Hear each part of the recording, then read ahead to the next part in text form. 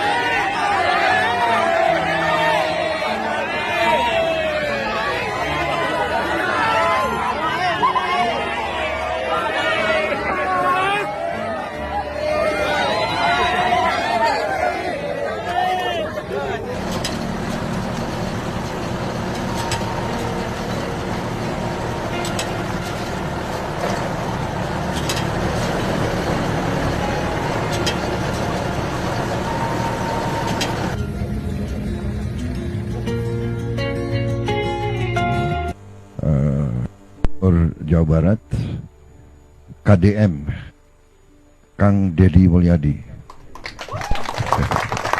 Kumaha, Kang Damang? Saya menerima mandat Oktober 20, mungkin sekarang baru masuk bulan ke-6.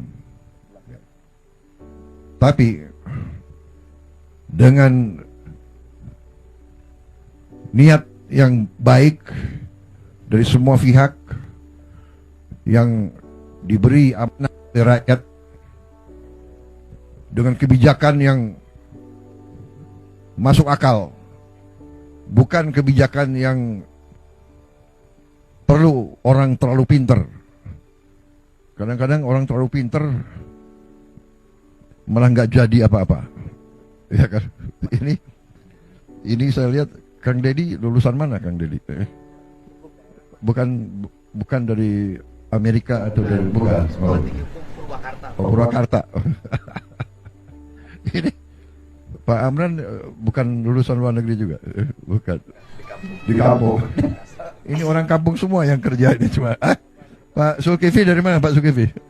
Lampung. Anda nggak ke Oxford atau ke kita butuh orang-orang pintar banyak, tapi yang paling penting adalah mereka-mereka yang punya akal sehat dan orang-orang yang benar-benar cinta dengan rakyat kita, karena mereka berasal dari rakyat. Saya mantan prajurit, saya merasakan sebagai prajurit yang memberi makan kita itu ya para petani. Kewenangannya adalah kewenangan Kementerian Dalam Negeri dalam penegakan peraturan itu. Jadi nanti kita tunggu saja pemeriksaan Irjen, kesimpulannya seperti apa. Sudah ada komunikasi Pak dengan Pak Luki tadi malam sudah ikut Zoom dengan saya, sudah ikut Zoom. Kemudian waktu itu juga di WA dia sudah jawab, dia meminta maaf karena dia pergi ke Jepang untuk memenuhi janji terhadap anak-anak. Kan itu yang saya sampaikan. Tapi saya jelasin Pak Luki, memang kita ini hari ini adalah pejabat negara. Jadi karena pejabat negara terikat oleh peraturan negara. Nah, walaupun itu keinginan anak-anak, hak kita untuk memberikan kebahagiaan bagi anak-anak kita. Tapi kan bahagia tidak mesti di Jepang. Kalau saran saya, anak pejabat itu bahagianya harus di kabupatennya, harus di kotanya, rekreasinya tuh harus ada di kotanya. Kalau mengatakan bahwa kotanya tidak sebagus Jepang, bikin dong sebagus Jepang. Kotanya tidak seindah Labuan Bajo misalnya, bikin seindah Labuan Bajo, karena itu tugas pemimpin. Jadi ini penting. Jadi saya ingin nanti para pejabat itu coba ciptakan tempat-tempat di Jawa Barat menjadi tempat-tempat indah, sehingga dia rekreasinya di wilayah kerjanya masing-masing, gitu loh. Ini harapan saya, karena walaupun keluarganya keluarga artis misalnya asalnya, tapi kan hari ini sudah menjadi pejabat publik, harus terikat dengan budaya. Misalnya gini deh, apa sih di Indramayu yang selain infrastruktur yang perlu waktu untuk dibenahi, adalah yang nyapu koin. Itu saya sudah berkunjung ke situ jauh sebelum jadi gubernur. Nah ini kan kita harus cari rumusan bagaimana mereka berhenti nyapu koin. Kenapa? Karena dibubarin ada lagi, dibubarin ada lagi. Artinya dia harus ada pekerjaan. Kira-kira pekerjaan apa sih di situ yang akan membuat mereka tidak nyapu koin lagi? Kan ini harus dirumuskan, karena itu sesuatu yang menurut saya kebudayaan, tapi tidak ada unsur edukasi yang harus segera dibenahi. Untuk warning kepala daerah lain Pak agar tidak mengulangi. Ini pemeriksaan Irjen ini warning. Saya pikir nggak akan ada yang berani lagi kalau dengan ini. Sesuai aturan sendiri gimana Pak untuk melanggar untuk rupiah? Ya memang agak berat. Misalnya diberhentikan selama 3 bulan. Ya, tapi 3 bulan berhentiannya. Setelah itu, nah selama 3 bulan diberhentikan itu dijabat oleh wakilnya. Kemudian setelah itu kembali lagi. Itu sanksinya itu.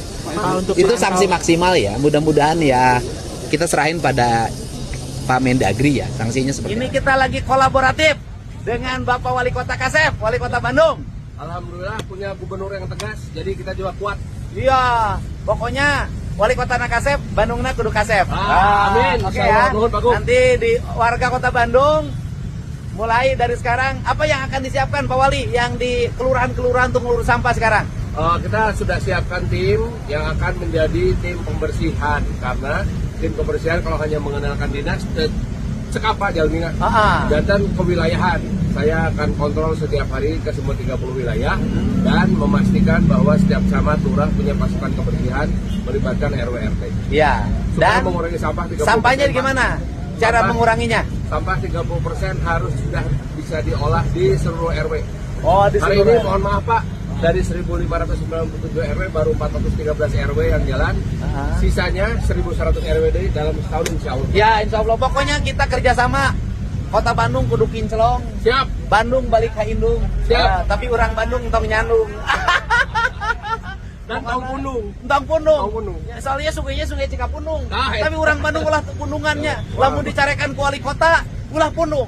Ya kita tata. Bicarakan ke gubernur, jadi semangat. Semangat. Ya nanti Pasteur itu Pak Wali Pun. itu nanti menjadi wali kota Bandung kerjasama dengan gubernur. Ya. Dari Pasteur sampai Gedung Sate nanti menjadi kolaboratif dikerjakan bersama. Sesuai dengan janji awal waktu kita bersama. Siap.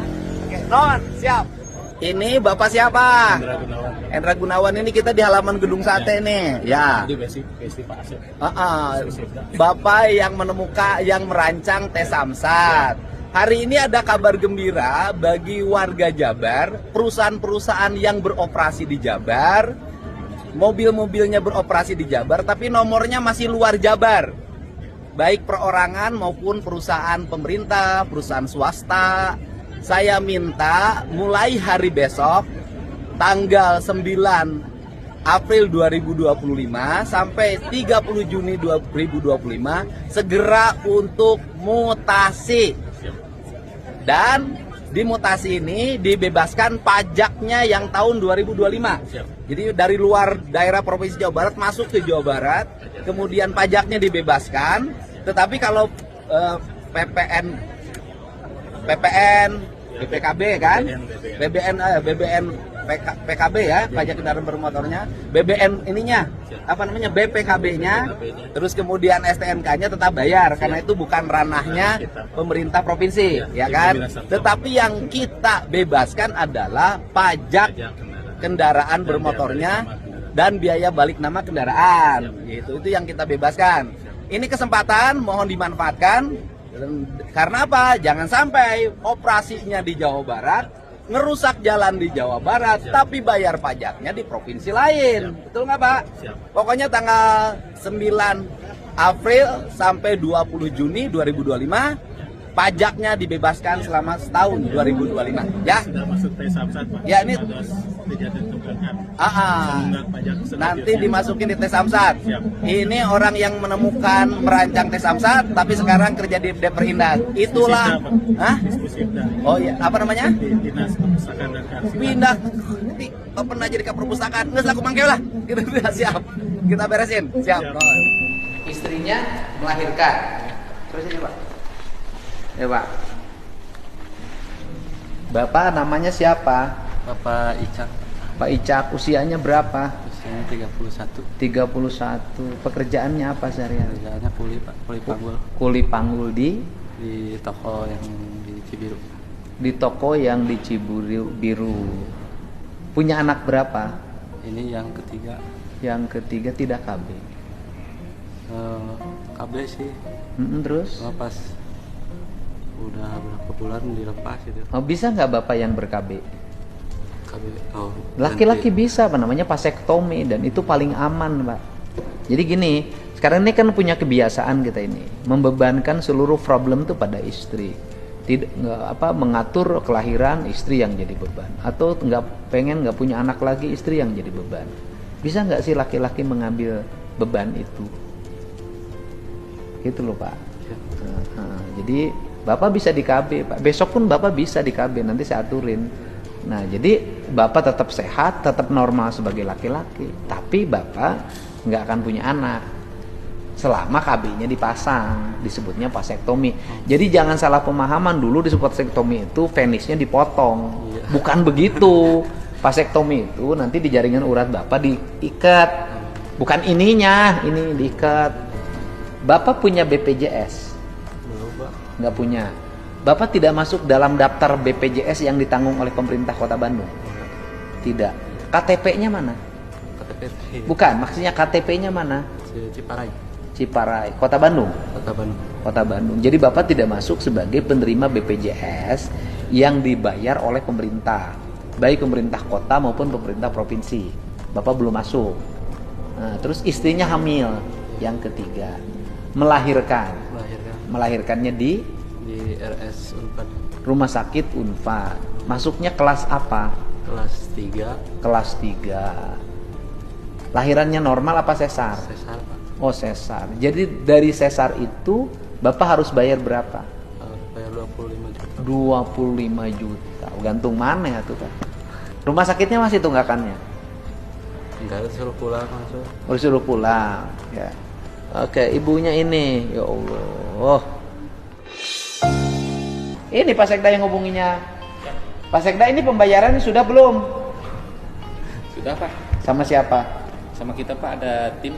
Nah, tim enggak, maksudnya yang bayarnya siapa? Pakai uang apa? Dari Pemda Provinsi Jawa Barat Pak. Pakai dana apa? Di dalamnya ada dana Baznas, ada dana CSA. Nah, sudah dibayarkan? Sudah. Jadi sudah dibayar? Sudah. Bener nih? Sudah. Ini enggak, kalau enggak saya bayar nih, saya udah bawa duit Pak. Sesuai arahan Pak Gub. Bayar Tadi ya? malam kita selesaikan. Udah lunas. Tadi malam. Udah lunas, tapi dipersyaratkan Pak. Besok siapin dokter vasektomi Pak. Nanti diperiksa dulu. Siap. Siap. Enggak, kita kembangin KB laki-laki Pak. Siap. Serius. Siap. Ini mantan kepala dinas saya dulu vasektomi. Sehat. Malah ayeuna teh curigawe pamajikan anak. Ya suaminya istrinya cemburu terus. Tapi boleh Pak kerja berat? Boleh kata siapa? Ya nanti tanya konsultasi sama dok. Ibu jangan dulu khawatir Bu, nanti dokter yang menentukan. Nanti kan Bapak bercerita, nanti saya tanya sama dokternya, boleh enggak? Tenang, menisiun pisan. Ayo paleba nembus rumah sakit armung, ayo paleba vasektomi nyarek, enggak boleh. Gini, enggak. Kalau saya gini Pak, oke, saya membantu, oke, rajin saya bantu. Tapi manusia yang dibantunya harus berubah. Enggak bisa Pak. Siapa?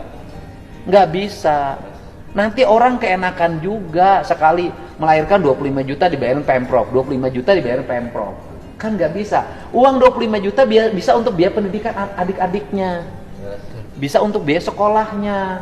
Kan bayangin 25 juta untuk bayar rumah sakit. Ibu jangan gitu juga Bu. Siapa Emen? Ya Pak. Ya. Nah, jadi Pak Emen teh nerima uang teh hari apa? Hari Jumat Pak. Yang nerima uang Pak Emen dengan anggota Pak atau Pak Emen aja? Pak Emen aja Pak. Soalnya Emen mah udah duluan Pak, pulang jam 10 langsung balik Pak. Soalnya udah dapet Pak, balik weh. Jadi Pak Emen teh nerima teh dengan Pak Emen sendiri atau dengan anggotanya? Pak Emen sendiri Pak. Anggotanya belum dapat? Anggotanya belum dapat. Kalau pas setelah udah dapat, kumpul di pos, nah itulah. Sebentar dulu. Anggotanya diberikan kapan? Sama hari itu juga Pak. Oh, hari Jumat juga anggotanya dikasih. Nah, kemudian berarti ya di subprovinsi, di subkabupaten, Organda pada hari Jumat itu menyaksikan pemberian uang. Menyaksikan Pak. Di mana pemberian uangnya? Di Cibinong, di kantor Samsat yang dulu Pak. Oh, di kantor Samsat yang dulu di Cibinong. Cibinong Pak. Ya. Itu pemberian uang. Anggotanya uangnya belum diberikan. Anggotanya udah semua Pak. Ya, pokoknya yang udah dikasih sembako dan uangnya Pak. Oh, uangnya. Jadi Pak Emen di situ dengan anggotanya diberi semuanya. Ya, cuman Emen duluan Pak dapatnya. Balik aja duluan Pak, gitu Pak. Emen hari Jumat jam sabaraha pembagian anak itu? Itu di jam 8 Pak. Pan pertamana Cipedugel lah Pak. Oh iya, dari jam 9 sampai sampai Jumatan. Sudah Jumatan Pak. Oke. Nah kemudian hari kapan Pak Emen dipinta untuk ngumpulin anggota agar mengumpulkan uang? Hari itu juga Pak. Setelah Hari balik. Jumat juga? Nah, Hari Jumat. hari Jumat. Oleh siapa Pak Emen diminta untuk ngumpulin uang? Oleh Panandar Pak. Oleh Panandar. Panandar teh siapa? Itu ketua KKSU. Oh, Panandar teh ketua KKSU, bukan anggota Dishub. Bukan Pak tuh. KKSU apa? Kelompok kerja subunit itu di bawah organa Pak. Jadi anggota Dishub tidak ada yang minta uang ke Pak Emen. Nggak ada, cuman Emennya lihatnya ada anggota Dishub, ada anggota apa? Ada organa, ada KSU di situ Pak semuanya yang memberikan. Pada saat pemberian uang itu disaksikan oleh anggota Dishub provinsi dan kabupaten pada saat pemberian, ya kan? Tetapi harus dipastikan, tetapi tidak ada anggota Dishub provinsi dan kabupaten yang minta uang. Tidak ada Pak. Bener nih. Bener Pak. Sumpah Pak. Demi Allah. Demi Allah. Oh, ulah nggak bohong. Udah ya. Pokoknya kalau Pak nggak bohong. Jadi sekali lagi dipastikan tidak ada anggota Dishub kabupaten dan provinsi yang minta uang ke Bapak. Terus Pak, di sebelahnya hanya menyaksikan doang Pak. Menyaksikan pemberian uang, bukan menyaksikan penerimaan uang. Pemberian dana kompensasi, dana kompensasi dari Bapak. Oke. Nah kemudian pada waktu itu Panandar setelah pembagian ke Pak Emen minta mengumpulkan uang. Iya Pak. Karena menurut dia mah kan anggotanya menurut ngaya teu maere Pak, kapaksa dititah ketuana Pak Emen tah pangmentaan kita anak buah Pak Emen mah deugeg gitu Pak.